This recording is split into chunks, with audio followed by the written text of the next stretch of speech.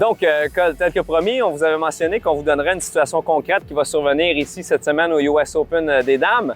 L'herbe longue en périphérie de verre, on vous le mentionnait précédemment, 3 pouces et demi.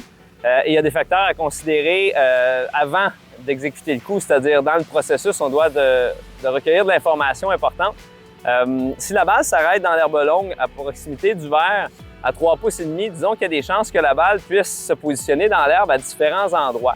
On va y aller de façon simple. On va exclure même la première de la balle qui va être surélevée, c'est-à-dire qui va rester en surface, qui donne l'effet d'un tee. Donc, cette option-là est quasiment exclue, à moins vraiment d'une chance inouïe.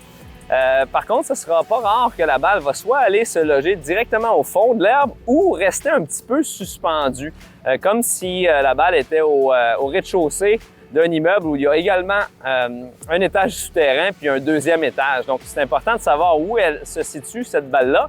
Et les façons les plus simples de l'évaluer, c'est avec de nombreux mouvements de pratique pour voir où se trouve le fond. Et également à l'œil. Donc, c'est pas rare que les meilleurs joueurs et joueuses au monde vont s'exécuter à 8, 9, même 10 reprises.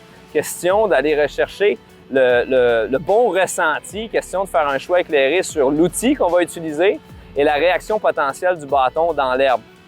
On se doit d'être vigilant. Si la balle n'est pas tout à fait au fond et qu'on a l'habitude de prendre le cocheur et de l'ouvrir au maximum, disons qu'il y a un risque à ça, parce que sous la balle se trouve un peu d'air. Donc, si on a le malheur de glisser la balle trop en dessous de la balle, on va arracher un peu de pelouse et la balle va tomber directement dans le trou qu'on vient de produire. Donc, le coup suivant va être en soi plus difficile encore. Donc, on veut se garder un peu de surface d'impact. Donc, si on y va avec un 56 degrés qu'on décide d'ouvrir, bien disons qu'on ne l'ouvrira pas à pleine capacité. Naturellement, de prendre un cocheur encore plus à angle, comme un 60, peut être une option. Il y a souvent plus qu'une solution possible, mais il faut quand même se commettre et faire un choix éclairé, question d'arriver avec identité, avec confiance.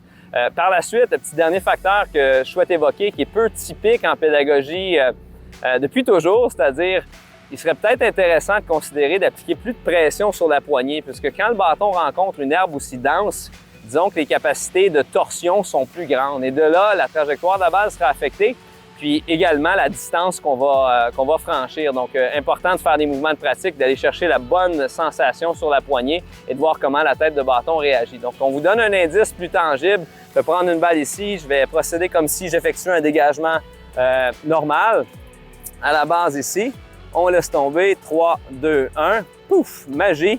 Houdini fait disparaître la balle. Donc, ça va demander énormément de créativité cette semaine. On se doit d'être patient. Bon US Open à tous!